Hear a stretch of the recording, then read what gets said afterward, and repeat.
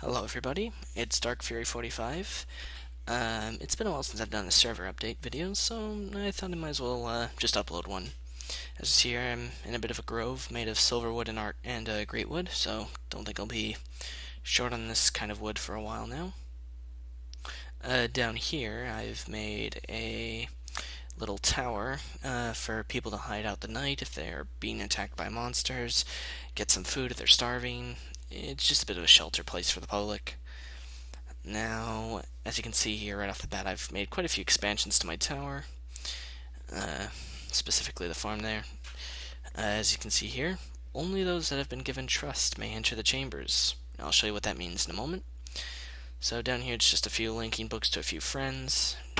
Down here I've moved my smeltery over and set up a bit of a netherwort farm down here for the herba aspect, so for our lamps of growth.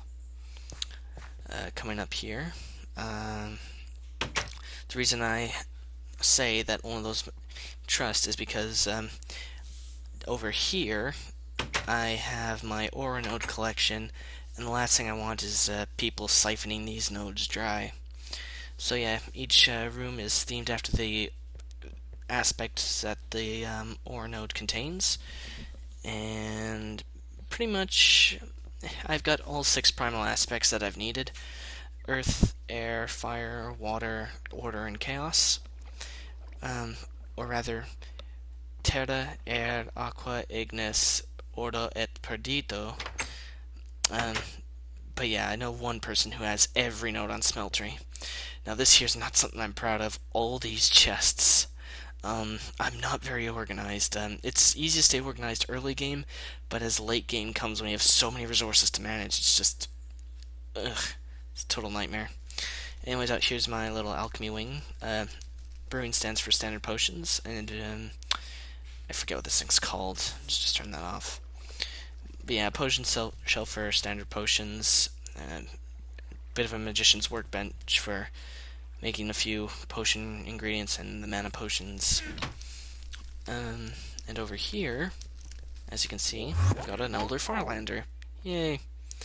As well as a Mystic Enderman wand or staff, I can't remember anymore. Mystic Endermen are fun to fight when you're starting off. Lots of fun. Now this guy here trades rubies for emeralds, and you could also pay a diamond and 10 rubies for an ender chest, but not really that handy to have around. At least at my level. Maybe at your level, but not at my stage. So up here we've got the Thaumcraft room. Basically I've done a lot more, such as a few better barrels, a lot more for the great wood and silver wood logs. Over here we got the quicksilver and the silverwood sapling, thaumium grafters for the win. And over here I've enhanced my research table, where every aspect will regenerate itself over time. Nice way to store my old infusion stones, my mage armor there from Ars Magica. And this little mirror system here with a golem, basically I just put something through, he'll put it away from me. Good if you're on the go. Now this here is my Infusion Site, as you've seen before, but I've taken a lot more measures to try to stabilize it, and basically so that way I can do more high-end infusion. There's more than just you see on the surface here. As you can see down there, I've got a lot of candles to help stabilize the infusions. Like, I can do a primal staff without any troubles. Like, I'm happy to make primal staff cores without having any trouble. Here I have my Essentia storage. I've watched Etho's Mindcrack seasons where basically he just has jars on top of barrels, and the barrels contain files of Essentia. I just thought, aside from looking cool, it's very, very space efficient. Space efficient? I don't even know what I'm talking about anymore. So moving up. As you hear, I've not really short on ender pearls or redstone for a while, but I've just stored my general resources there. And I also have quite a few ender lilies, as you saw, so yeah. Up here, a bit of a nice little garden I can relax in.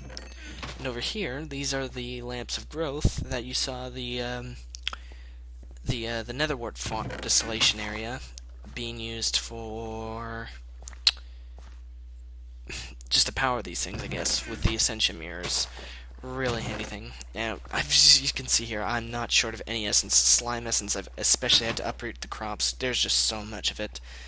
And over here, we have Hemp and Jute, my first two golems, that do the farms. And wow, I need to do something with all those carrots. Nobody needs that many carrots. So yeah, up here I've got two villagers. The Thaumaturge gives emeralds for chicken nuggets. And up here we have the Blood Altar. Blood magic is the least touched of all magics I've got. Love the slow fall enchantment. It's amazing. Now over here I've expanded up to the Infernal Forge, or the Infernal Furnace rather, with a brain in a jar, and my study. Basically, I enjoy this place a lot. For those of you that don't know, these ender cores will actually grow ender lilies a lot faster than endstone itself. Let's listen to some music. Okay, that's enough.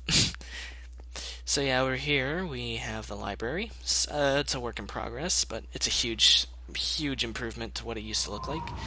I've come to love the chisel mod a lot. Now, over there's my Nexus, which, with the Essence Conduit, powers my gateway. Now, I've done Ars Magica, but I've kept it underground as a separate setting, mainly for a change of feel. Now, over here, well, this is the lab. Say hello to Ardeo the Blaze and Glacies the Blizz. Blizz is such an unoriginal name. No offense to the maker of Thermal Expansion. So yeah, down here, I just thought it'd be nice to have a change of feel when doing my Ars Magica compared to my Thaumaturgy. So as you see here, a bit of an interesting way to store my flowers and such. And over here I've got my Neutral Nexus, my Light Nexus.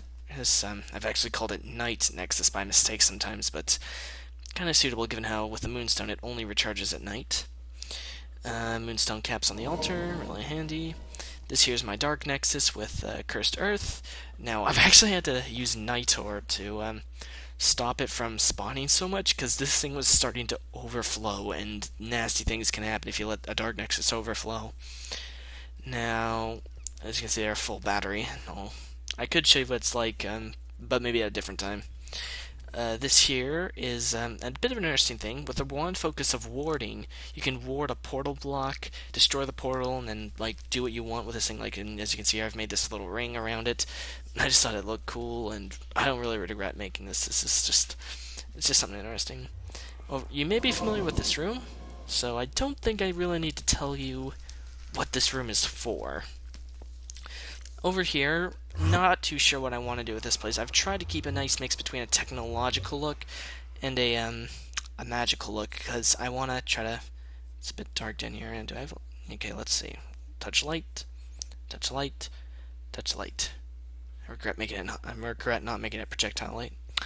But yeah, I watch Etho, and I'm a fan of his little military bunker they've got on the current Feed the Beast series, not the Feed the Beast, but rather the Crack Pack. So I'm trying to keep it like a magical feel, but with a bit of a technology spin-off. But yeah, this is just my little base. Before we end, take a look at this with magic walls. Ward them with the one focus of warding. Voice crack. And look at that, completely opaque. That is just trippy. It's pretty interesting, though. So, just unward that. So yeah, this is pretty much basically my base. Just thought I'd make a quick update video. If you live on Smelter or Connected region, I can come and help you build if you want. Anyways, this is just Dark Fury 45 signing off. Please let me know what you think. Take care.